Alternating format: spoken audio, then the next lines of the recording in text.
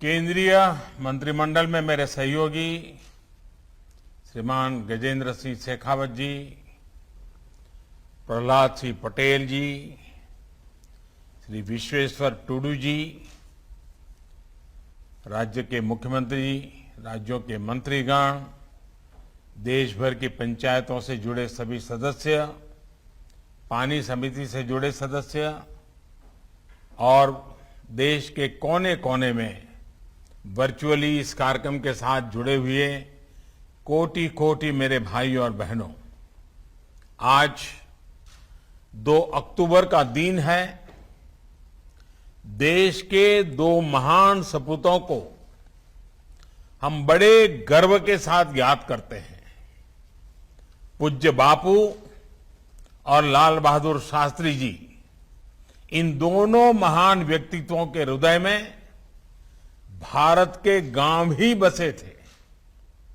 मुझे खुशी है कि आज के दिन देश भर के लाखों गांवों के लोग ग्राम सभाओं के रूप में जल जीवन संवाद कर रहे हैं।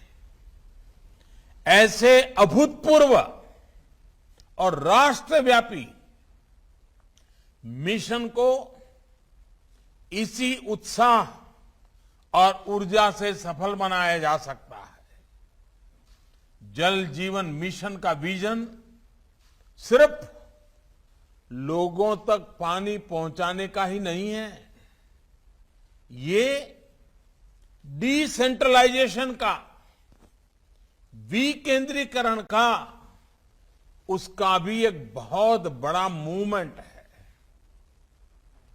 ये village driven, women driven movement है। इसका मुख्य आधार जन आंदोलन और जन भागीदारी है। और आज ये हम इस आयोजन में होते हुए देख रहे हैं। भाइयों बहनों, जल जीवन मिशन को अधिक सशक्त, अधिक पारदर्शी बनाने के लिए आज कई और कदम भी उठाए गए हैं। जल जीवन मिशन ऐप, इस पर इस अभियान से जुड़ी सभी जानकारियां एक ही जगह पर मिल जाएगी। कितने घरों तक पानी पहुंचा, पानी की क्वालिटी कैसी है, वाटर सप्लाई स्कीम का पूरा विवरण, सब कुछ इस ऐप पर मिलेगा। आपके गांव की जानकारी उस पर होगी। वाटर क्वालिटी मॉनिटरिंग और सर्वेलेंस फ्रेमवर्क से वाटर क्वालिटी को बनाए रखने में बहुत मदद मिलेगी। गांव के लोग भी इसकी मदद से अपने यहां के पानी की शुद्धता पर बारीक नजर रख पाएंगे।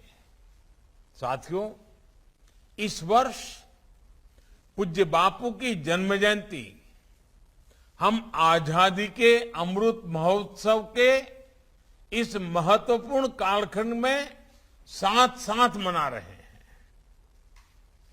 एक सुखद एहसास हम सभी को है कि बापू के सपनों को साकार करने के लिए देशवासियों ने निरंतर परिश्रम किया है, अपना सहयोग दिया है। आज देश के शहर और गांव खुद को खुले में शौच से मुक्त घोषित कर चुके हैं। करीब करीब 2 लाख गांवों ने अपने यहां कचरा प्रबंधन का काम शुरू कर दिया है। 40,000 से ज्यादा ग्राम पंचायतों ने सिंगल यूज प्लास्टिक को बंद करने का भी फैसला लिया है। लंबे समय तक उपेक्षा की शिकार रही खादी, हैंडीक्राफ्ट, इसकी बिक्री भी अब कई गुना ज्यादा हो रही है। इन सभी प्रयासों के साथ ही आज देश आत्मनिर्भर भारत अभियान के संकल्प के साथ आगे बढ़ रहा है।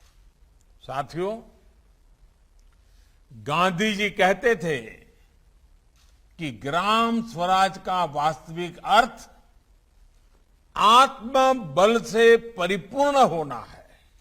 आत्मबल। इसलिए मेरा निरंतर प्रयास रहा है कि ग्राम स्वराज की ये सोच सिद्धियों की तरफ आगे बढ़े। गुजरात में अपने लंबे सेवा काल के दौरान मुझे ग्राम स्वराज के विजन को जमीन पर उतारने का अवसर मिला है।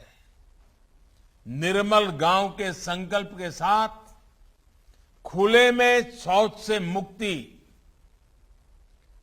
जल मंदिर अभियान के माध्यम से गांव की पुरानी बावड़ियों को पुनर्जीवित करना, ज्योतिर्ग्राम योजना के तहत गांव में 24 घंटे बिजली पहुंचाना, तीर्थग्राम योजना के तहत गांव में दंगे फिसाद के बदले में सौहार्द को प्रोत्साहन देना, ई ग्राम और ब्रॉडबैंड से सभी ग्राम पंचायतों की कनेक्टिविटी, ऐसे अनेक प्रयासों से गांव और गांव की व्यवस्थाओं को राज्य के विकास का मुख्य आधार बनाया गया।